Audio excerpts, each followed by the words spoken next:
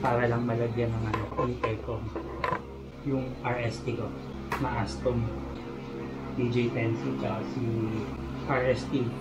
Mahirap lagyan ng intercom kahit may ganito siya na parang sign ng intercom, mahirap lagyan talaga. Kailangan mo malupitang improvise. Kaya binutasan ko na, experiment ko na rin. Bali, ito pala yung ilalagay ko. Yan. Tapos, sinira ko na yung parang butones na nandito yung nakalak niya. Bahala na.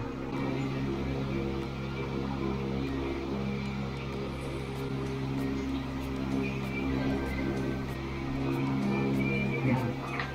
Okay. Okay guys. Ito yung gawa ko ngayon.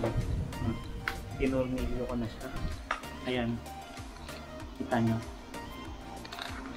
Nakaturnilyo na. Bali, ito tatanggal. Mahirap i-improvise yung RST talaga. Bali, ito naman.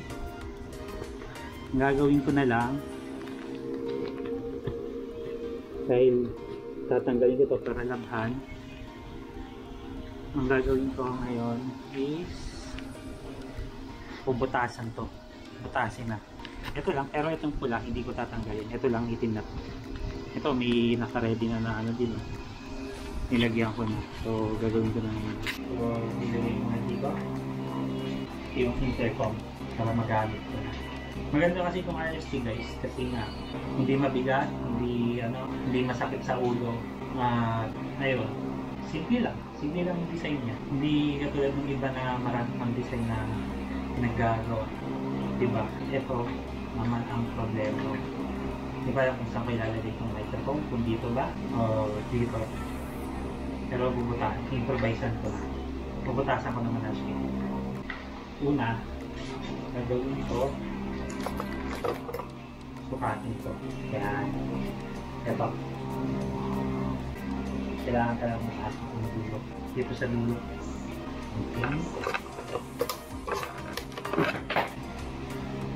Dapat guys, bago nyo gawin ito, ready na kayong sirain yung helmet ninyo. Risk itong ginagawa ko pero worth na. Plano ko na kasi ito eh. Kapag may pinagplanuhan kayo, dapat ayusin nyo ninyo. Ito sundan nyo lang kung buhay. Hanggang dito lang naman siya.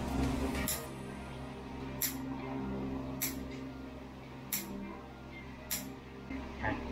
Ang dumi oh.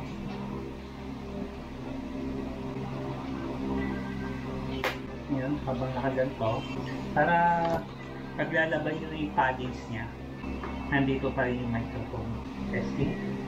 Yung problema ko, yung concern ko sa clip ng Aston, hirap ikabit compare sa iba. Tapos ito, sa ganito siya. Ito yung mic, dito lang siya, nagtabi lang sa ayusin ko lang yung wireless. Ito naman gugupitin ito. So din lang ulit ito. Huwag nyo lang gupit itong tahinga. Tapos, ito ulit. Kunin ulit ito. Kaya mo.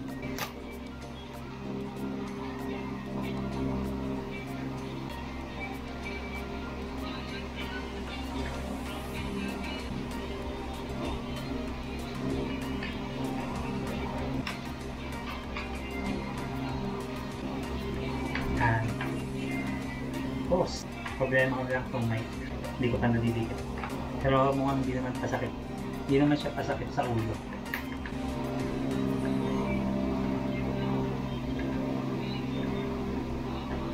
Ang hirap na ilagay.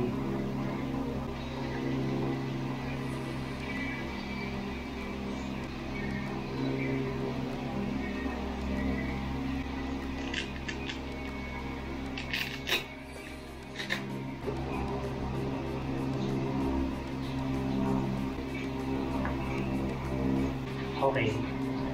Ito na guys. Yung permanent style ko. Yung kaliwa, medyo bulky. Kanan, parang normal. Ito lang kasi kaya naging bulky dahil dito sa microphone. Pero okay na to. For testing.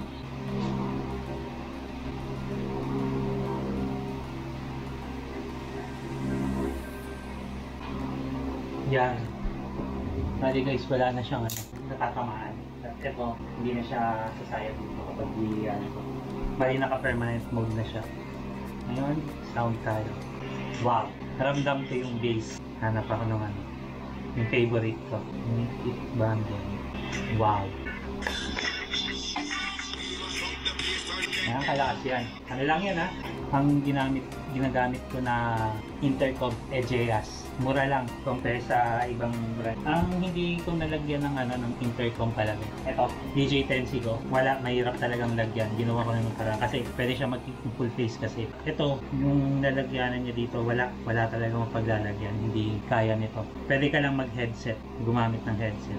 Ang cellphone lang yung ganun. Ganda. Makakapag-intercom na ako. Makakapag-vlog na ako gamit itong RST na una kong binili dun sa Astol sa Casco Market. Yun lang guys. Bye bye.